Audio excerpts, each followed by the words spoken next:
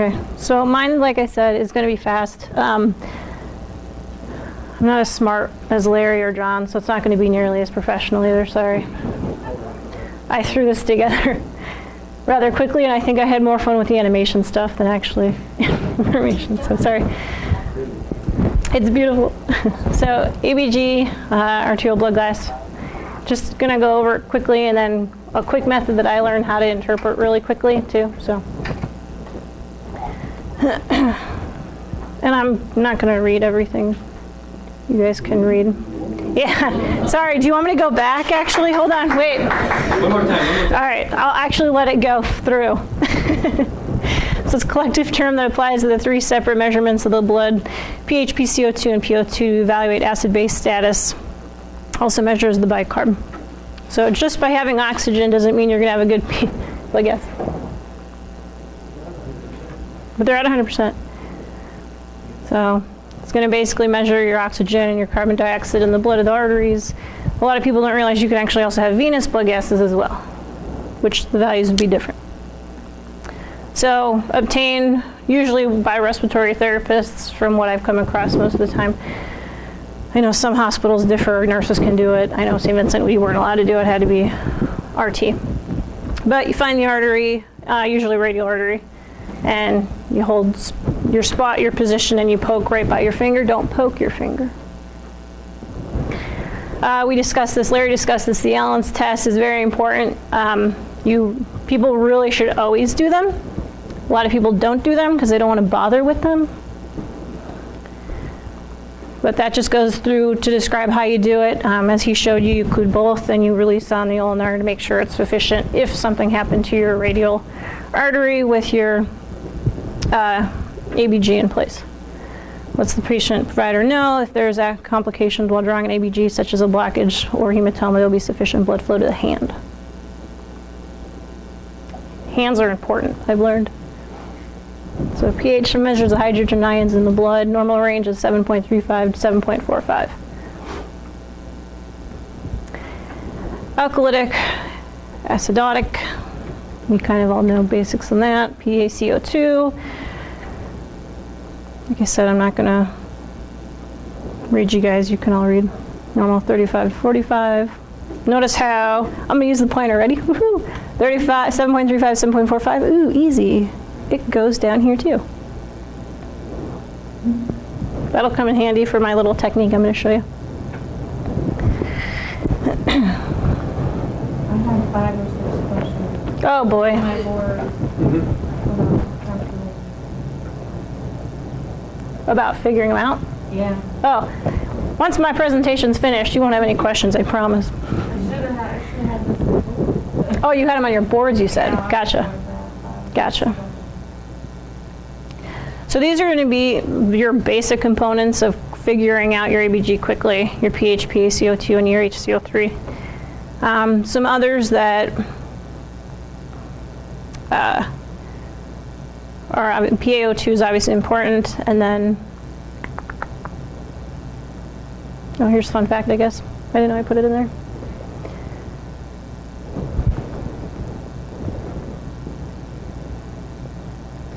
Base excess is not, that's more like respiratory usually is concerned about that. Nursing and things like that, we're not too crazy, we don't really care. At least, I don't care.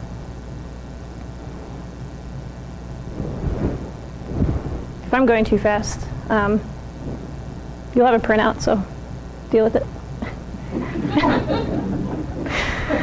So summarizing table quickly, there you go.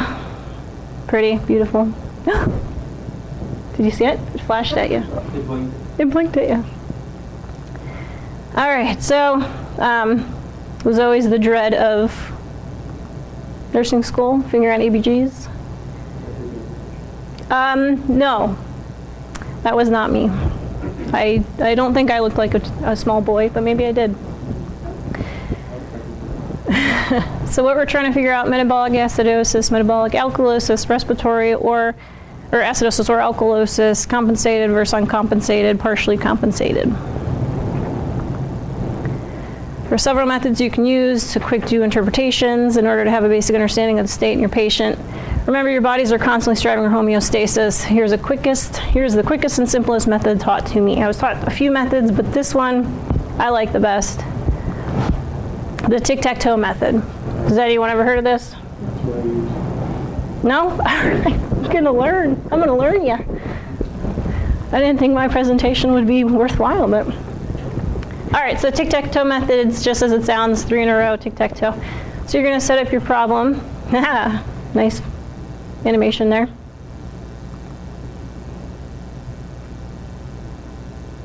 Now here's a tricky thing. Watch how this PaCO2 gets switched around.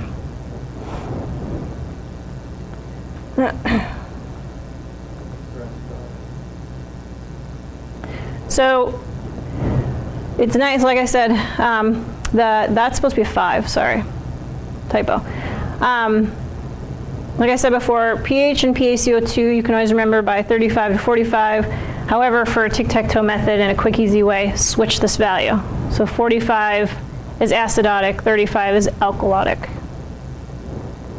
Just keep that in mind if you're going to do it this way. So here's your tic-tac-toe. Here's your values. And here's our first problem. pH. Patient has a pH of 7.23, PaCO2 of 50, and HCO3 of 30. Interpret the patient's ABG. So we want to go ahead and write down our values, see where we're at. Once again, keep in mind we flipped that.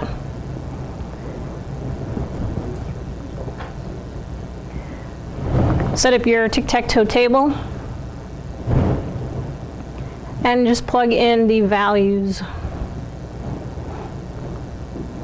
So pH, I always put my pH first, 7.23. We see there. It's lower than 7.35, so it's an acid. So it's under the acid column. PaCO2, 50, going that way, it's an acid. And bicarb, 30, going this way, it's a base. So what did we get? Oh, tic-tac-toe. Tic-tac-toe, 3 in a row. Respiratory acidosis, but we got to keep in mind we're partially compensated. Correct. Because our bicarb is over on the other side, it's trying to do a job for us. HCO3 isn't normal, then it's compensating. It's uncompensating. It's not doing anything for you. So how would you determine if it's... We'll get there. Okay. Don't ruin my presentation. So the best way to do it is you notice that you got 3 in a row in your acid column. So you're in a form of acidosis. How do we know what kind? By knowing that the PaCO2 is your respiratory and your HCO3 is your metabolic component of your ABG. So we are in a respiratory acidosis. So we can write that down, and then your next step is to look and see what your other component, your metabolic component, HCO3, is in your basic column. It is trying to help you out. It is trying to compensate for you. So you're in a partially compensated respiratory acidosis. Make sense? Okay. Let's do another.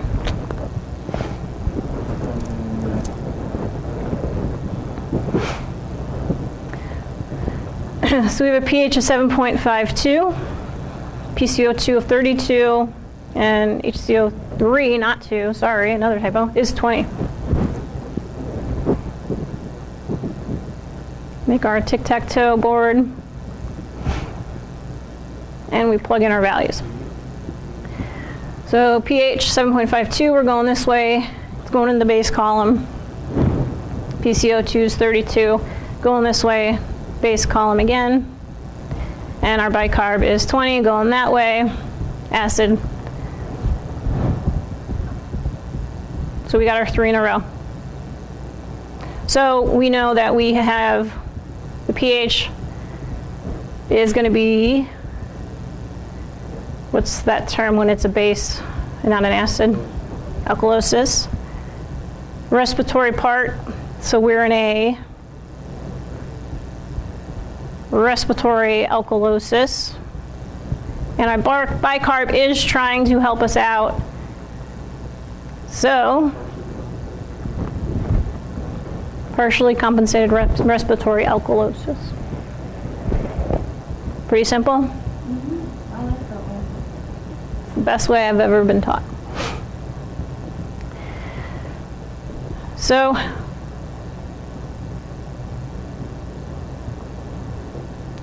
I didn't put any animation on that page, sorry guys. Everything's already set up. We have our tic-tac-toe here. And as Hotchkiss asked before, what if the bicarb's normal? Bicarb is not doing anything for you. So you, correct.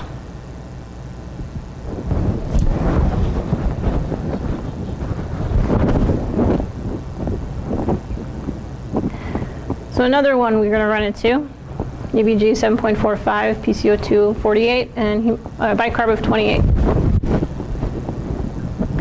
So we want to plug in our values. So our pH is going to go where? PCO2 is going to go where?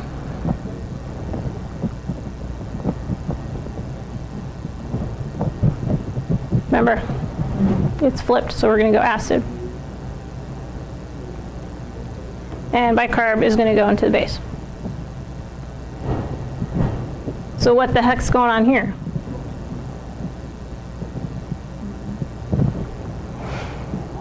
So now what?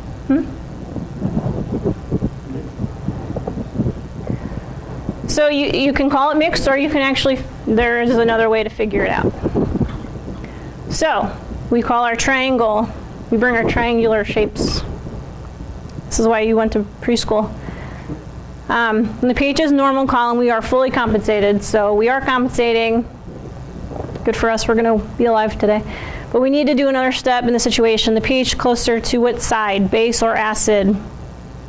So we bring our triangle involved. Acid 7.35, 7.4, and 7.45. In this situation, 7.40 is considered neutral. That's not actually true, but in this situation is considered true. So we have a pH of 7.45. So we see that it's going to be on this side of the triangle, which is our base side.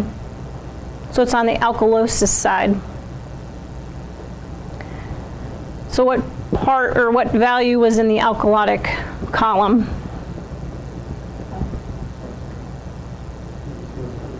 Or metabolic.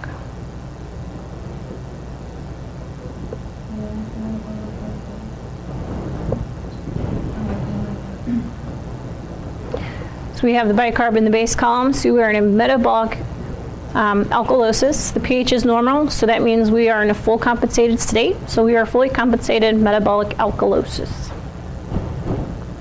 Make sense? Pretty simple. Hey, what's down here? I should never do PowerPoint again. So any questions on the tic-tac-toe method?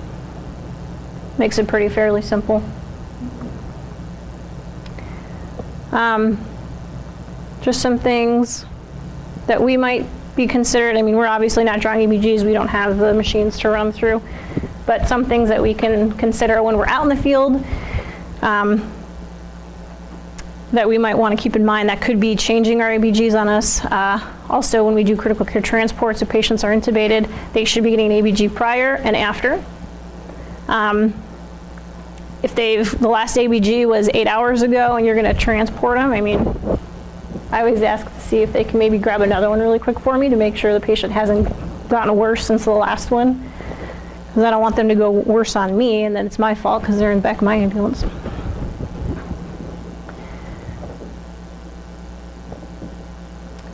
So respiratory acidosis, any condition that results in hypoventilation. Head injuries, medication, narcotic, sedative, anesthesia. Apparently people have ketamine pills at home, so anesthesia and things like that you can run into. Spinal cord injuries, neuromuscular disorders, neuromuscular blocking drugs, pulmonary disorders, pneumonias, pneumothorax, pulmonary edema, bronchial obstructions, and massive PEs.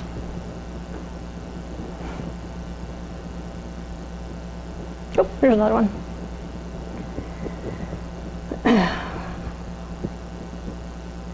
Just some sign and symptoms: dyspnea, respiratory distress, shallow rests, aka hypoventilating, headaches, confusion, restlessness. So if you have a patient that has a blood disorder and they're not getting oxygen because they don't have the right capacity to carry the red blood cells, and you think they're a K2 overdose, they're not. You're talking about sickle cell? Well, you can have sickle cell to be one, but I'm just saying my patient ended up having a TPP and had no idea that he had it, and we got called for a seizure, and then he freaked out on us like a typical K2er. And pretty sure we broke his shoulder because we struggled so much. What's that? Yeah. Yeah. Yeah.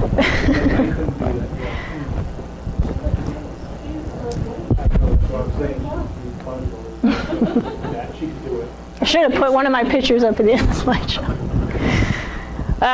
Clinical application: CO2 becomes too high, drowsiness and responsiveness may occur.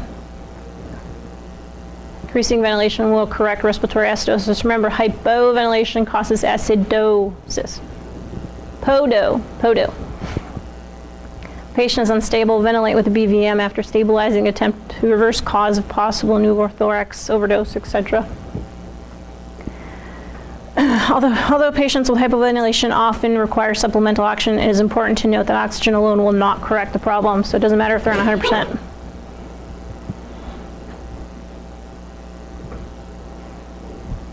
Alkalosis: any condition that results in hyperventilation can result in respiratory alkalosis. Respiratory alkalosis is defined by having a pH of greater than 7.45 with a PaCO2 less than 35. Once again, this isn't stuff as far as like 911 stuff that we're going to really worry about too much, but it's just something maybe to consider and think about. Psychological response: pain, fear, anxiety, increased metabolic demand such as fever, sepsis, pregnancy, and thyrotoxis. Medications such as respiratory stimulants, central venous or central nervous system lesions. Signs and symptoms: neurological lightheadedness, numbness, tingling, confusion, inability to concentrate, blurred vision. If your anxiety patient complains of numbing and tingling in their extremities, tell them to relax. Put a BVM, but don't, or a bag valve mask. Oh my God, not a breather, thank you. Don't turn the oxygen on. They'll calm down real fast. Cardiovascular: dysrhythmias, palpitations, diaphoresis, dry mouth, tetanic spasms in the arms and legs, carpal pedal spasms, things like that.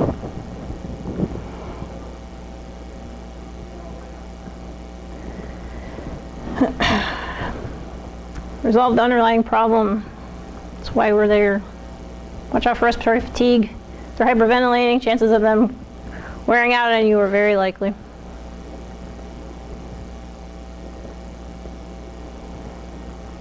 Metabolic stuff is going to be more difficult for us to really be able to handle. Not handle, but do anything for. It's always good to know. Dialysis patients always have metabolic problems.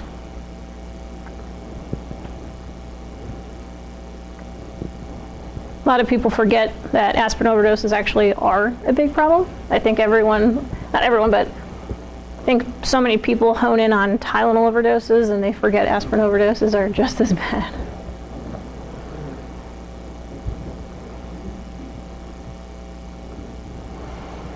Signs and symptoms: headache, confusion, just like everything else. Cardiovascular: warm, flushed skin is a good indicator. Too small. Everyone knows what those are, right? Nausea and vomiting.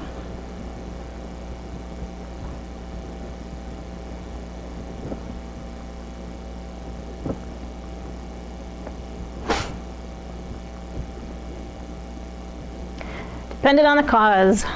Can't do anything too much. The presence of metabolic acidosis should spur consideration for hypoxic tissue search. For doctors, not for us. We don't care.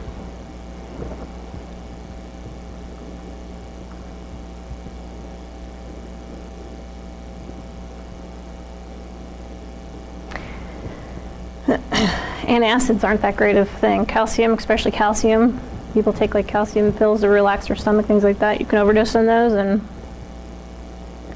not feel so good.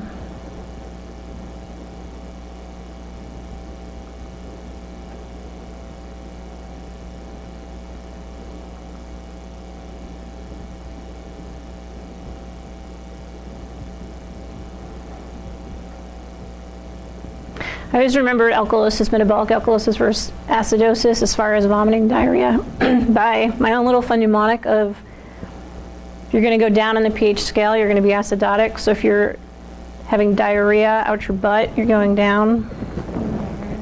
Whereas if you're vomiting, you're going up.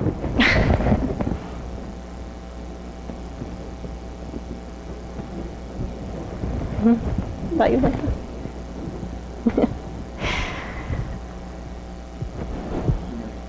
Nurses just love poop, don't we?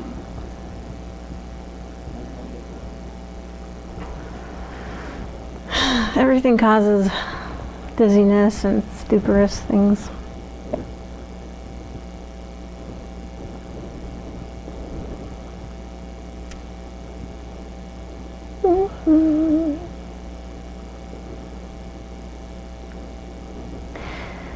Metabolic alkalosis is one of the most difficult to treat. So we have patients in that, not great. They're usually ICU patients. Oh, look at that. Went backwards on you.